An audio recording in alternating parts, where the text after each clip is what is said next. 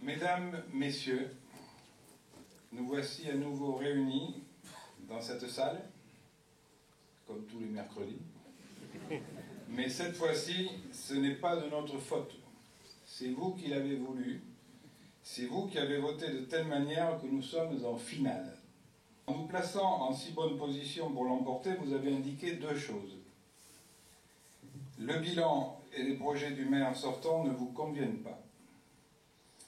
Deuxièmement, notre liste est de loin la seule capable de remettre Andernos dans la bonne trajectoire.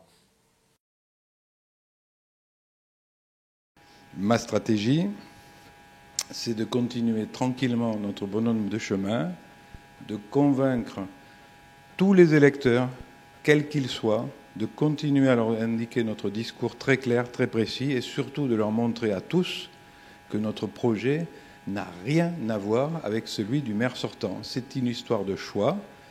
Andernos se décide donc aujourd'hui, donc dimanche.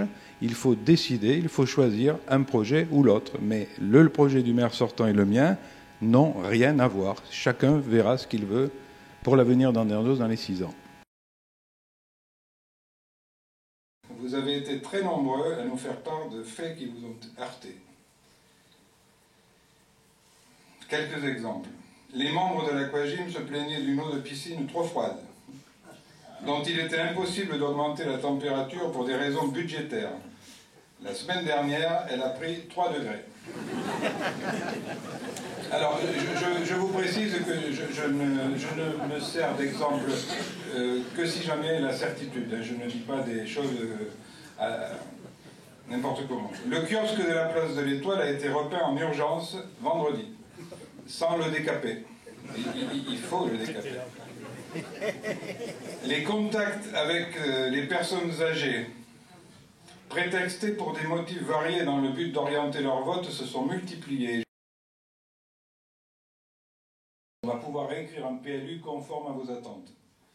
Puis, il faut se doter d'une charte architecturale qui préserve l'esprit du bassin. Ce n'est pas très compliqué. Il faut bien l'édicter, il faut bien se concerter, et on peut arriver, comme dans certaines communes, à préserver son histoire, son identité, et sans tomber dans l'idée que ça n'irait pas vers la modernité. C'est pas vrai du tout. On va s'adresser très rapidement à tous ces gens avec lesquels ça va être très agréable de travailler, il faut remettre une dynamique, il faut donner une feuille de route et un projet d'entreprise. De toute façon, je n'imagine pas l'action sans l'humain au centre de tout. Donc, la première des choses, bâtir une dynamique humaine entre les élus et les fonctionnaires. Mes amis, si le projet que nous avons évoqué devant vous recueille votre adhésion, pendant les quelques jours qu'il reste, faites campagne avec nous et dimanche, sereinement, mais résolument, faites voter et votez pour notre liste.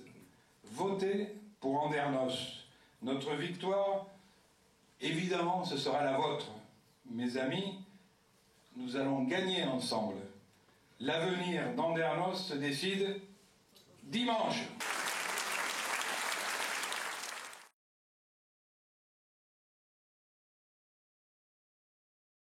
Je dis aux Andernosiens que j'espère qu'au cours de la campagne, ils ont pu remarquer que, contrairement à certains, ma ligne de conduite est immuable. Il semblerait que la dynamique peut marcher en notre faveur, que la fréquentation des gens va crescendo et que ce ne sont pas forcément les mêmes personnes. Je m'aperçois qu'il y a des têtes nouvelles et malgré tout, je tiens le même discours, un discours de simplicité qui semble convenir et qui peut nous permettre une raisonnable espérance.